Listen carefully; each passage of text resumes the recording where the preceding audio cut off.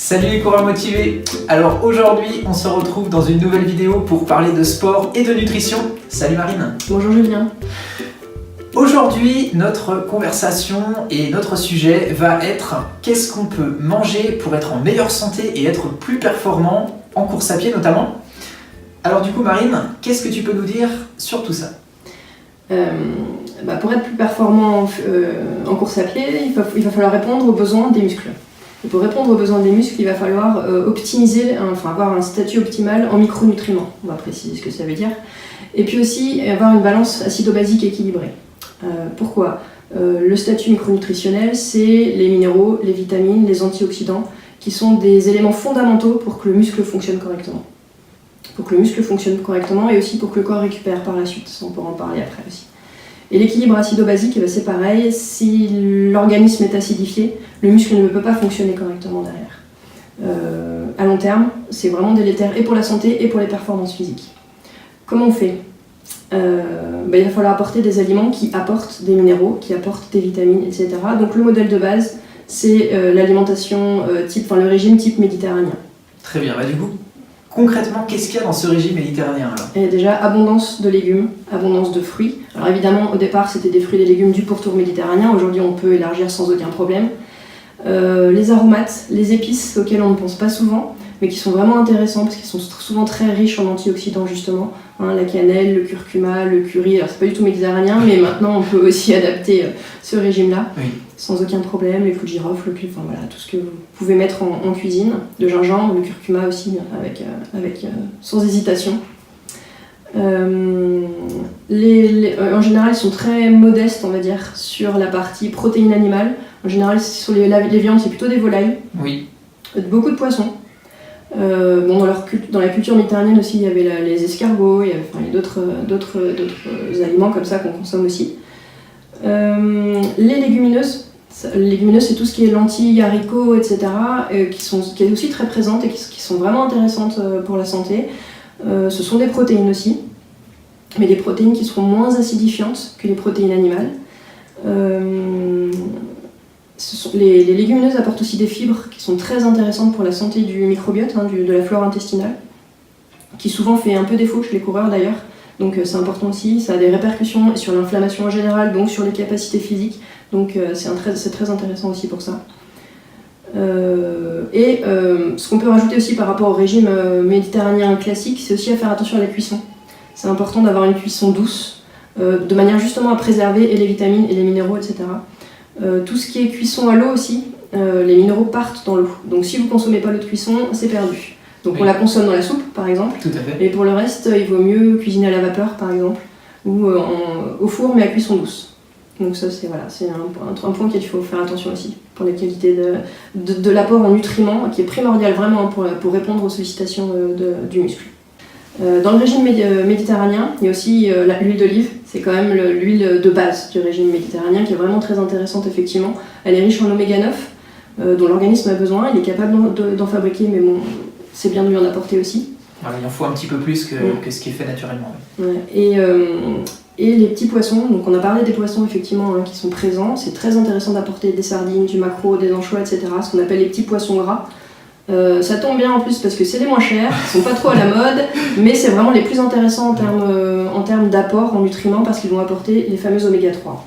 Les fameux. Ouais, les fameux oméga 3. Pourquoi ils sont si intéressants ces oméga 3 ? Parce qu'ils sont anti-inflammatoires. Et donc quand on fait de l'activité physique, surtout en quantité importante, ça crée un stress inflammatoire dans l'organisme, dont on pourra reparler. Il est intéressant pour l'optimisation des performances, mais il ne faut pas qu'il soit débordant. Et donc les oméga 3 sont intéressants justement pour venir réguler ce stress inflammatoire. Les oméga 3 sont intéressants et doivent être apportés en quantité suffisante, mais ce qui est important aussi c'est l'équilibre oméga 3, oméga 6. Les oméga 6, globalement, on en a trop dans notre alimentation. Tous les produits industriels sont très riches en oméga 6. L'huile de tournesol, l'huile de maïs est très riche l'huile de soja aussi sont très riches en oméga 6. Et le problème c'est que dans l'organisme, quand il y a beaucoup d'oméga 6, le corps ne sait plus en tout cas utiliser les oméga 3. Donc c'est important d'apporter les oméga 3 en quantité, mais aussi de diminuer dans le même temps la quantité d'oméga 6. D'accord, donc il y a une complexité pour trouver un équilibre justement entre ces oméga 3, oméga 6, au vu de ce qui est proposé sur le marché finalement. Tout à fait. Donc si on veut atteindre cet équilibre, hein, ce qui est vraiment très important pour tout ce qui est justement inflammation, maintien de l'inflammation, enfin régulation de l'inflammation plutôt dans l'organisme, c'est vraiment de choisir des huiles qui vont apporter des oméga 3. Donc on a parlé de petits poissons gras, mais il y a aussi les huiles qui apportent des oméga 3, en particulier l'huile de lin, l'huile de cameline, l'huile de chanvre, l'huile de colza en moins grande quantité, mais il y en a aussi, qui sont des huiles donc, riches en oméga 3. Les oméga 3 sont fragiles à la température, fragiles à la lumière, donc ce sont des huiles qu'on doit garder au frigo, absolument. Et surtout qui doivent être consommées rapidement après ouverture. Donc si vous avez des bouteilles d'huile au fond des placards qui datent d'il y a quelques années, surtout vous ne les consommez pas, parce qu'en fait l'huile s'abîme, devient rance.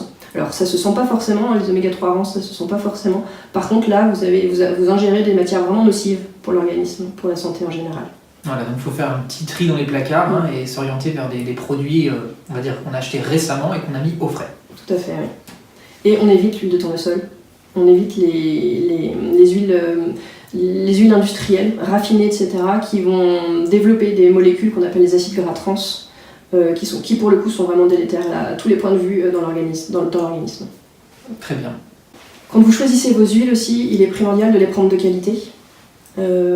Première pression à froid, ça c'est très important parce que quand elles sont extraites à chaud, en général quand c'est pas précisé c'est qu'elles sont extraites à chaud.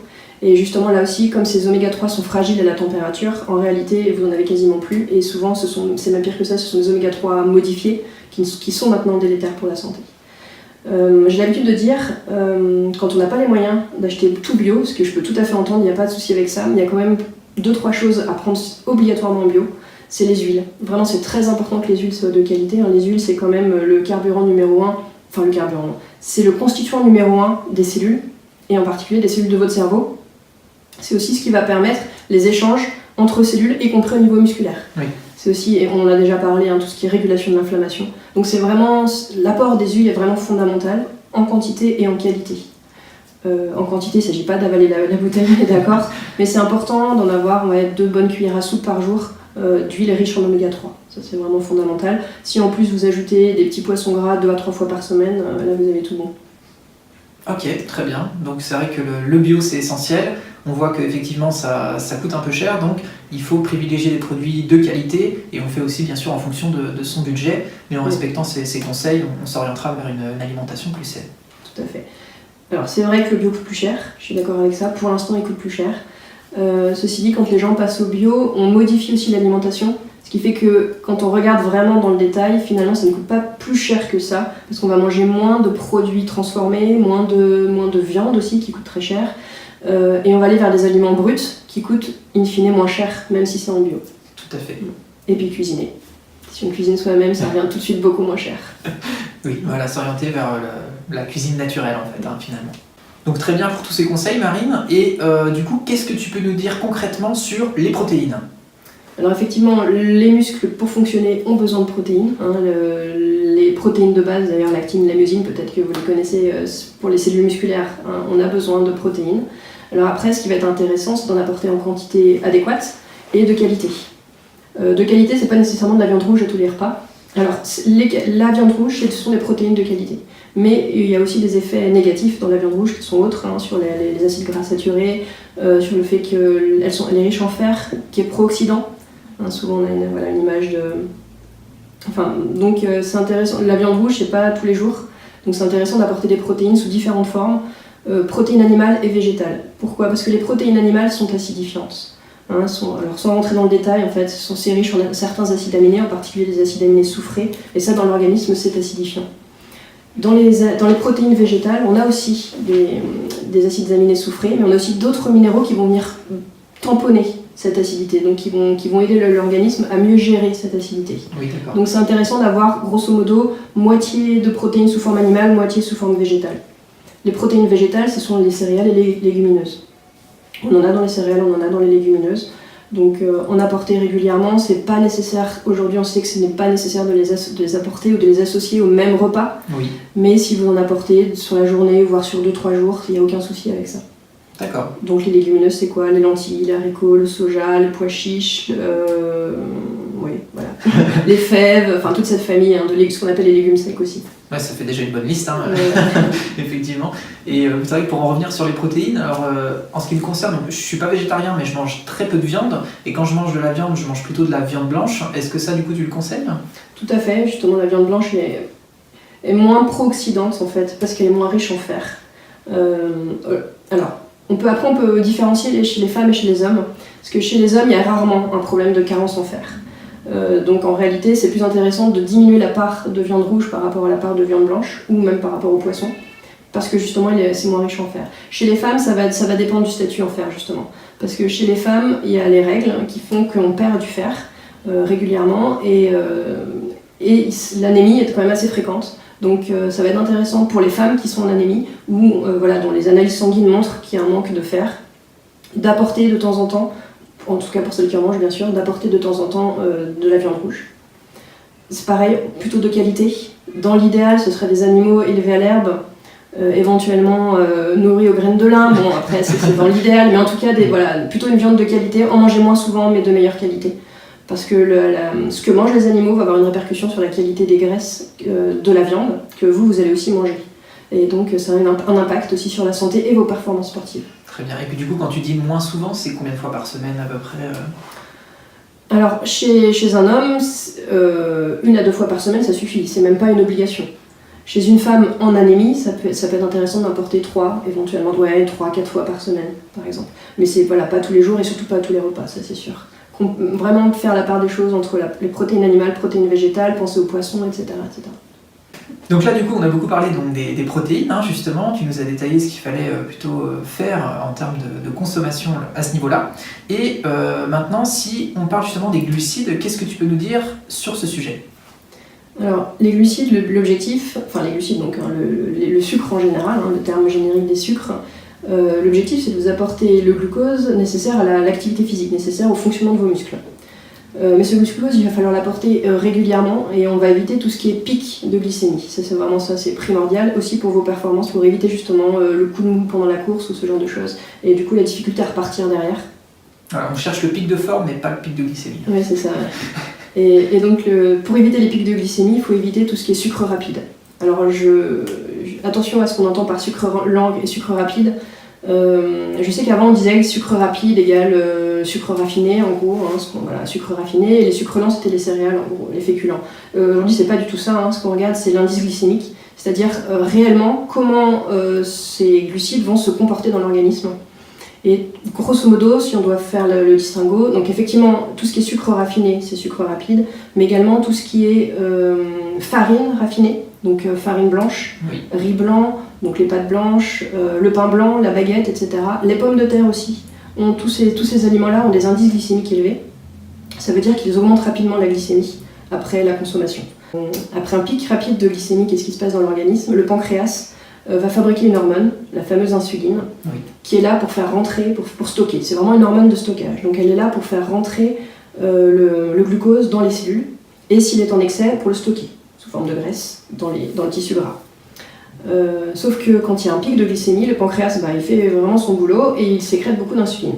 Et donc l'insuline fait elle aussi son boulot et fait rentrer très rapidement le glucose dans les cellules, ce qui fait qu'on va se retrouver paradoxalement derrière en ce qu'on appelle l'hypoglycémie réactionnelle. Et l'hypoglycémie réactionnelle appelle le sucre. Le corps est en stress à ce moment-là, donc on a encore envie de manger du sucre, et donc en fait on fait le yo-yo en permanence entre hyperglycémie et hypoglycémie, et ça c'est complètement anti-performance sportive. Voilà, ça, à éviter absolument. Oui. Anti-santé aussi, globalement pour tout le monde, mais en tout cas pour les performances sportives c'est complètement délétère, c'est sûr. Et c'est vrai que si on donne un cas concret avec un plat qu'on mange souvent, hein, les pâtes, si je retiens bien quelque chose, hein, et tu me reprends si je me trompe, hein, c'est que la cuisson des pâtes, hein, justement, ce qui est à privilégier, c'est al dente, pour justement éviter qu'on passe dans cette phase où l'aliment justement va être trop cuit et va faire justement augmenter cet indice glycémique dont tu parlais avant. C'est bien ça? Tout à fait, donc il y a la cuisson qui va entrer en jeu. Mais il y a plein d'autres choses aussi qu'on peut mettre autour des pâtes, qu'on peut faire sur les pâtes. Le choix de la pâte est aussi fondamental parce que manger des spaghettis ou des cannelloni ou des nouilles ou je ne sais pas, les coquillettes, tout ce que vous voulez, va être différent aussi. Ça va avoir un impact différent sur la glycémie parce que là, on revient en fait au processus industriel. La fabrication de la pâte va avoir un impact sur la forme de l'amidon qui est à l'intérieur. Et à ce niveau-là, par exemple, les plus intéressants, ce sont les spaghettis. Les spaghettis déjà de base seront moins hyperglycémiantes que les coquillettes, par exemple. Ensuite, ça va être plus intéressant de les prendre semi-complètes. Pareil, pour avoir un petit peu plus de fibres. Alors, c'est pas énorme, hein, les fibres qu'on a par les céréales complètes, mais ça va aussi, les fibres vont ralentir aussi l'absorption du sucre au niveau intestinal. Mais ce qui va être intéressant, du coup, c'est d'associer à ces pâtes des légumes, justement pour apporter des fibres en quantité et ralentir l'absorption du glucose. Tout à fait. Les lipides aussi. Arrosez vos pâtes d'huile d'olive ou d'huile de lin ou d'huile de camine, ça c'est fondamental aussi parce que pareil, les lipides ralentissent l'absorption du glucose. Et effectivement, la cuisson, comme tu viens de le dire, plutôt al dente que trop cuite, va avoir cet impact-là. Mais si dans votre assiette vous mettez des pâtes avec des légumes arrosés d'un filet d'huile d'olive et qu'en plus ces pâtes sont al dente, bah voilà, là vous diminuez vraiment la charge glycémique globale de votre plat et donc ça va être plus intéressant derrière pour la libération graduelle du glucose dans le sang. Voilà. Donc si on retient, du coup, hein, c'est plutôt orienté vers des pâtes semi-complètes ou complètes avec une cuisson al dente. Tout à fait. Après, la fameuse pasta partie du coureur, les pâtes, c'est juste une source d'amidon. Au même titre que le pain, au même titre que le riz, au même titre que les lentilles. Donc les pâtes ne sont pas un plat obligé pour le sportif, c'est important de le rappeler. Et il y a de plus en plus de sportifs qui en reviennent d'ailleurs. Voire même qui font maintenant le choix de ne plus du tout consommer de gluten, voire même pour certains qui vont plutôt vers un régime pauvre en glucides. Oui. Donc ça, c'est encore un autre sujet, mais voilà, il y a aussi cette tendance-là qui montre des résultats intéressants. Tout à fait, donc on pense aux pâtes, mais pas que. Il y a d'autres possibilités. Il y a plein d'autres sources de glucides qui sont très intéressantes aussi. Alors du coup, Marine, là on vient de parler donc, de la partie glucides, et en ce qui concerne le magnésium, il me semble que c'est quelque chose de très important aussi. Qu'est-ce que tu peux nous dire à ce niveau-là ? Tout à fait. Le magnésium, c'est un minéral auquel on ne pense pas souvent. On est quasiment tous carencés en magnésium et pourtant il est fondamental pour les performances physiques et sportives. Pourquoi ? Parce que le magnésium, il intervient dans plein de réactions dans l'organisme et en particulier dans toutes les réactions qu'on dit énergétiques, c'est-à-dire qui vont permettre à nos cellules de fabriquer de l'énergie. Et évidemment, fabriquer de l'énergie pour les cellules musculaires pendant la course, c'est juste fondamental. Et donc le magnésium, si on n'a pas assez, de fait on va se retrouver en hypoperformance, on peut dire ça comme ça. Et le magnésium, on en a besoin d'une quantité non négligeable. Grosso modo, en moyenne, dans la population, on considère qu'il en faut 400 mg par jour. Et 400 mg par jour, on peut l'augmenter d'ailleurs si on fait de l'activité physique. Or, où est-ce qu'on le trouve le plus, le magnésium ? Dans les oléagineux, amandes, noisettes, noix de cajou. Là où il y en a le plus, c'est dans les noix du Brésil. Typiquement, j'en prends des noix du Brésil, tu conseillerais d'en prendre en quelle quantité le matin ? Alors, les noix du Brésil, c'est quand même des grosses noix qui ont l'intérêt aussi d'apporter du sélénium, qui est aussi un antioxydant, donc voilà. Grosso modo, 2 à 3 noix du Brésil, ça suffit. Alors, ça couvre pas les besoins en magnésium, mais ça couvre les besoins en sélénium, et c'est bien d'en apporter aussi par d'autres manières aussi. Donc voilà, si vous mettez 2-3 noix du Brésil, associées à des amandes par exemple. Ensuite, vous en avez aussi dans les légumineuses, justement, on revient sur les fameuses lentilles, etc. Tout à fait. Qui sont riches en fibres, qui sont riches en magnésium, qui sont riches en minéraux et qui en plus ont un indice glycémique qui est plus bas que les autres féculents, donc qui vont être intéressants aussi à ce niveau-là. Donc vraiment réinviter les légumineuses à votre table, ça c'est fondamental, on les a souvent oubliées, ça coûte pas cher, c'est un peu long à cuire. Allez, c'est le seul truc qui est un petit peu casse-pied, j'avoue, mais vous pouvez vraiment accélérer la cuisson en plus en mettant du bicarbonate de soude dans l'eau de cuisson. Petite astuce à retenir, très intéressant. Une petite cuillère à café de bicarbonate de sodium alimentaire dans l'eau de cuisson et vous allez déjà réduire une partie du temps de cuisson. Si vous les faites tremper en plus la veille, ça demande d'y penser, mais si vous les faites tremper la veille, vous allez aussi réduire le temps de cuisson. Une double optimisation. Et c'est vraiment intéressant, si vous pouvez en apporter 2-3 fois par semaine à minimum, c'est vraiment intéressant pour plein de points. D'accord, très bien. Je reviens juste sur le magnésium. C'est compliqué aujourd'hui, pour être honnête, c'est compliqué d'en avoir suffisamment par l'alimentation. Donc ça peut être intéressant, surtout à des périodes où vous avez des phases d'entraînement importantes ou en pré-course, etc., d'en apporter aussi par la complémentation.